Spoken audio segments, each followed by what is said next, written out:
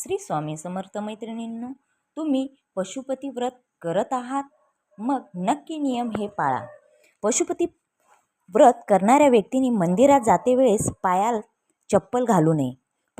पशुपती व्रत नवरा बायको जोडीने करत असतील तर मंदिरात जाते वेळेस पूजेचे ताट दोघांनी वेगवेगळे घ्यायला हवे. पशुपती व्रताची पूजा सोमवारी सकाळी आणि संध्याकाळी असते. त्यामुळे पूजेच्या ताटात 2 वेळा पूजा करता येईल एवढी सामग्री सोबत घ्यावी. लक्षात असू द्या, पूजेचे ताट 2 टाईम तेच वापरावे, सकाळी आणि संध्याकाळी. 5 सोमवार एकाच मंदिरात पशुपती व्रत करावं. तुम्हाला मंदिर बदलता येणार नाही. जर तुम्ही किरायाने राहत असाल तर पशुपती व्रत सुरू असताना तुम्ही दुसरीकडे रूम बदलू शकत नाही. हे देखील नियम आहेत आणि हे नियम तुम्ही पाळले तरच तुम्हाला चे फळ भेटते. पशुपती व्रत करते वेळेस जर सोमवारी एकादशी आली तर तुम्ही सोमवारी पशुपती व्रत करू नये.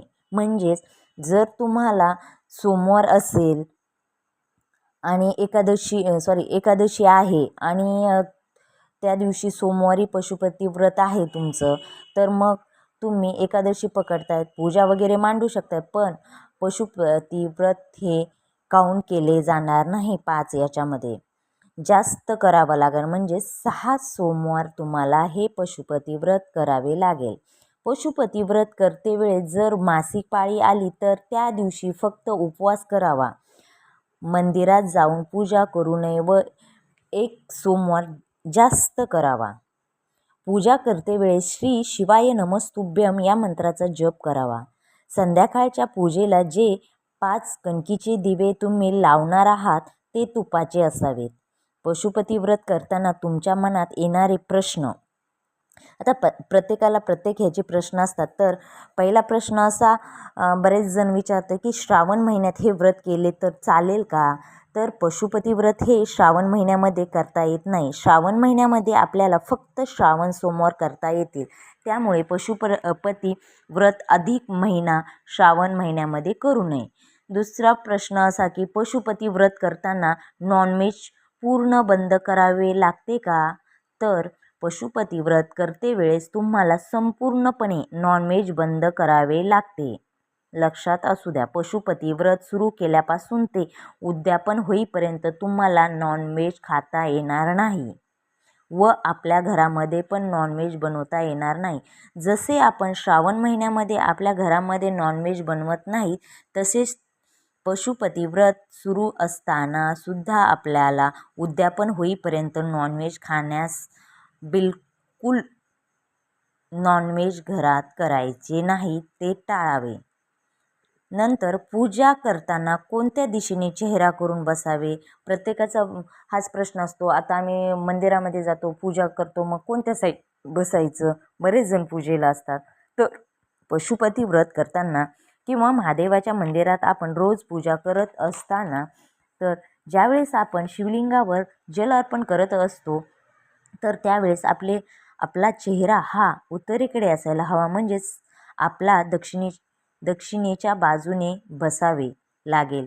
म्हणजेच आपला चेहरा हा उत्तरेकडे असेल व शिवलिंगावर ती पाणी अर्पण करावे लागेल व त्यानंतर तुम्ही पश्चिमेला किंवा पूर्वेला बसून उर्वरित पूजा केली तरी चालेल. कारण पशुपती व्रत हा आपण आपल्या इच्छा व आकांक्षा पूर्ण होण्यासाठी महादेवाकडे मागणी करत असतो. त्यामुळे पूजा तुम्ही कुठेही बसून करू शकता, परंतु पाणी अर्पण करताना दक्षिणेकडे बसून आपले मुख उत्तरेकडे असणे गरजेचे आहे.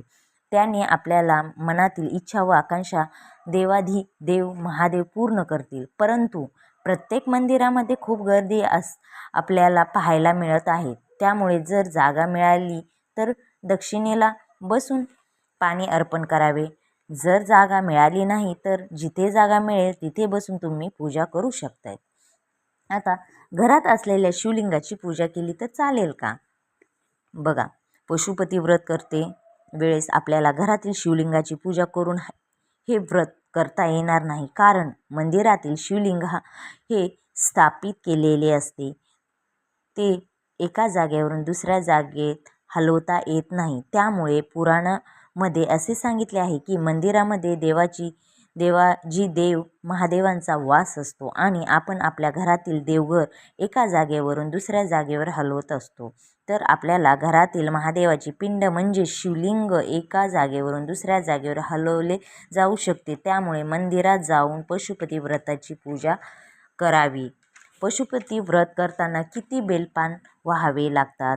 बऱ्याच जणांचा प्रश्न असतो. पशुपती व्रत करताना जर तुमच्याकडे बेलपत्र उपलब्ध असतील तर 101 बेलपत्र वाहिले तर चालतात. जर नसतील तर आपल्याकडे जेवढे उपलब्ध असतील तेवढे तुम्ही अर्पण करू शकता. पण लक्षात असू द्या, सकाळच्या पूजेला जेवढे अर्पण केलेत तेवढे संध्याकाळच्या पूजेला पण करावे लागतील. घरी आणलेल्या दिव्याचे काय करावे? जो एक दिवा आपण मंदिरातून घरी घेऊन येणार आहात तो मुख्य दरवाजाच्या उजव्या बाजूला प्रज्वलित करावा लागतो. तो दिवा मळल्यानंतर त्या दिव्याला तुम्ही गाईला चारू शकताय किंवा तो पाण्यामध्ये सोडू शकतायत.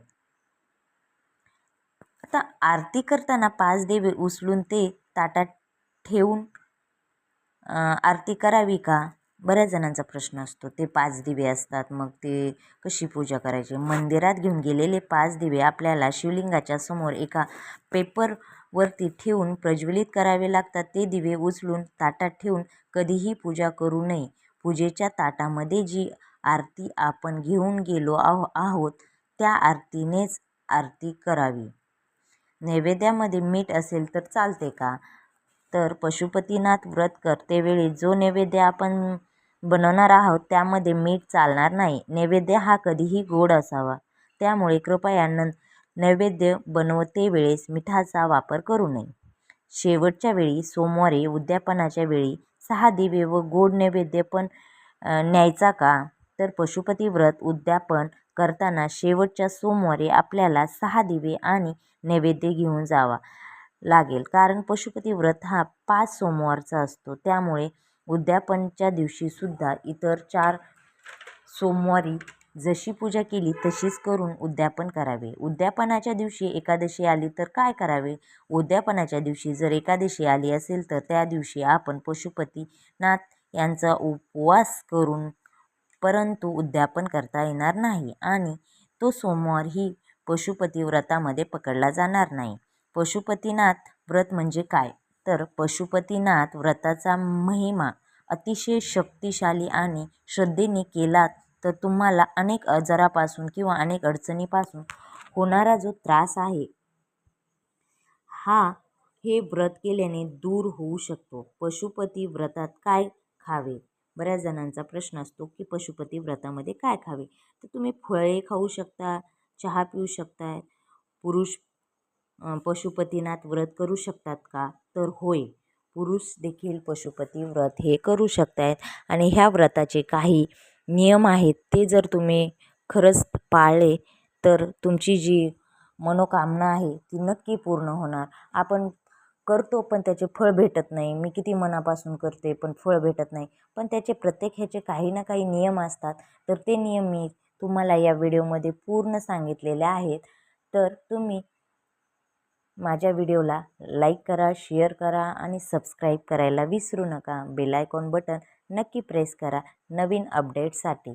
श्री स्वामी समर्थ. श्री स्वामी समर्थ.